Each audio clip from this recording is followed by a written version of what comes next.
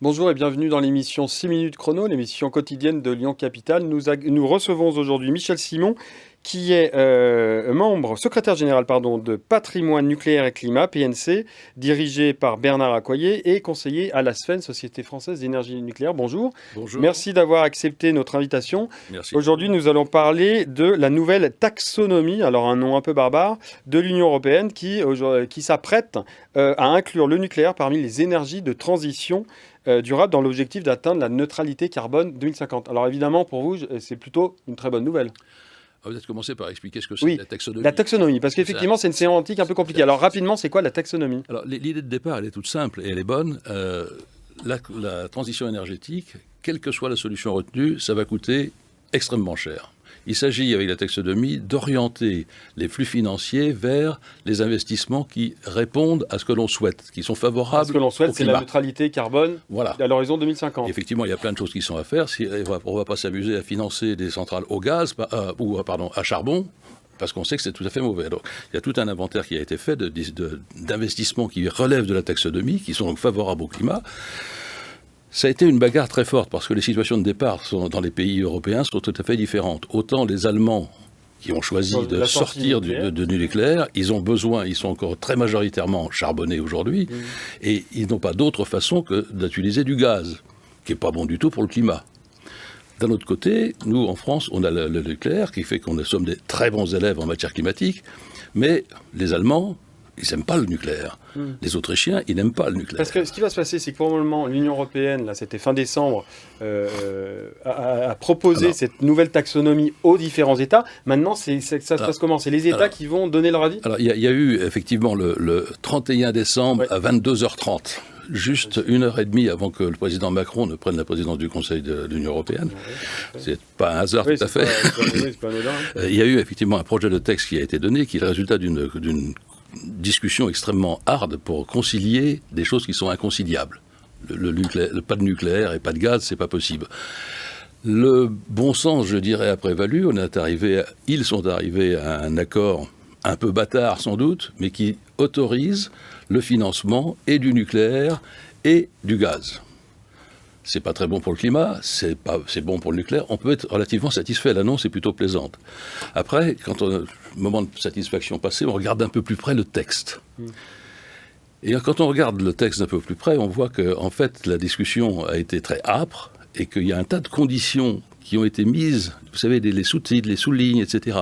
Et que pour obtenir des financements, ça ne va pas être si simple. Donc il y a encore des démarches qui sont en cours aujourd'hui même pour faire réviser ces textes qui sont globalement plutôt positifs, mais qui ne sont pas totalement satisfaisants, qui sont même très... Notamment la SFEN, vous faites un peu de lobbying ou pas La SFEN fait surtout de la science, donc ils font un petit peu de lobbying parce qu'on défend quand même l'industrie nucléaire française. Il faut voir que l'enjeu, il est colossal pour la France, il est colossal. Le fait de pouvoir... C'est quoi? C'est des enjeux de sécurité, d'approvisionnement, de dépendance c'est des enjeux de financement. Ce sont les enjeux de financement. J'ai commencé par ça pour dire que, quelle que soit la transition énergétique, elle va coûter très cher. Il s'agit que tous les capitaux disponibles soient orientés au mieux vers ce qui va soutenir la défense du climat. Alors en France, c'est clair, ça a déjà été annoncé par le président Macron, on va avoir une reprise du programme nucléaire. Oui. Quand? On ne sait pas. Sous quelle forme? On ne sait pas, mais ça va venir. Et on sait que ça va coûter beaucoup d'argent. Et c'est tout à fait capital pour la France parce que le nucléaire, c'est une industrie qui demande beaucoup de capitaux, qui s'amortissent sur une très longue période. Donc si on n'a pas des taux d'intérêt intéressants, c'est le coût du kilowattheure qui va s'en ressentir. Et donc le contribuable qui finira plus cher. Voilà. Alors il y a quand même une chose, c'est qu'effectivement, alors certains disent qu'effectivement l'énergie nucléaire est une énergie de transition, mais qui n'est pas une énergie durable.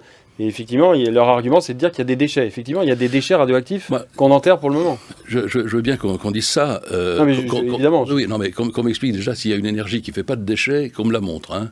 Les déchets du fossile, il ne faut pas oublier que c'est le dérèglement. Une éolienne, ça fera pas de déchets, si ça fait des déchets. Regardez les mines, la façon dont les mines fonctionnent pour extraire les métaux rares nécessaires aux éoliennes. Si, ça fait des déchets. Quand on a des éoliennes qui sont intermittentes, il faut des centrales à gaz à côté. Ça fait un déchet considérable. Le dérèglement climatique, c'est pas négligeable. Alors, quand on dit que le nucléaire, c'est une énergie de transition, je dis, c'est caricatural. Le fait qu'il y ait des déchets, d'abord, ils sont extrêmement bien contrôlés, cernés et conservés. Il n'y a pas de risque. Donc, pour vous, le nucléaire, c'est pas une énergie de transition, c'est une énergie... Au-delà des réacteurs actuels, on travaille sur des réacteurs de 4e génération qui auront la qualité de recycler l'essentiel des déchets, de minimiser vraiment au strict minimum le nombre de déchets. Au-delà de ça, pour 2100 et au-delà, on travaille sur la fusion. Oui, il y a la fusion. Enfin, la fusion, ça fait des années, des 20 ans, 30 ans qu'on travaille dessus. Oui, c'est certes complexe, mais on n'y est pas encore quand même. On n'y est pas encore, mais si on travaille dessus, c'est parce qu'on y croit et qu'on aura une solution qui va nous réserver une capacité, une réserve d'énergie pratiquement infinie, pratiquement illimitée. C'est pas durable, ça. Enfin, voyons. En tout cas, voilà, cette nouvelle taxonomie va être acceptée ou non par les États. Courant janvier, il y aura l'adoption, donc on suivra ça. C'est plus compliqué que ça. C'est plus compliqué, mais en gros, c'est un petit peu ça. En tout cas, on vous réinvitera pour en reparler, parce que c'est vrai que ça fait beaucoup de bruit, et notamment, on voit que ça fait beaucoup de bruit aussi chez les Verts. Les Verts finlandais sont pour, les Verts français un peu moins, donc à suivre. Merci en tout cas d'être venu sur le plateau de 6 minutes chrono, une émission évidemment que vous retrouvez sur www.lioncapital.fr. Merci de m'avoir invité. Merci, au revoir. Au revoir.